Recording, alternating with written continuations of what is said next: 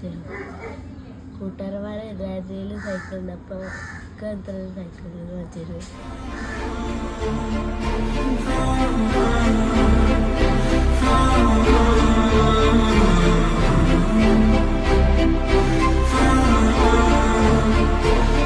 ചേട്ടാ, ഈ സൈക്കിൾ എന്താ വില?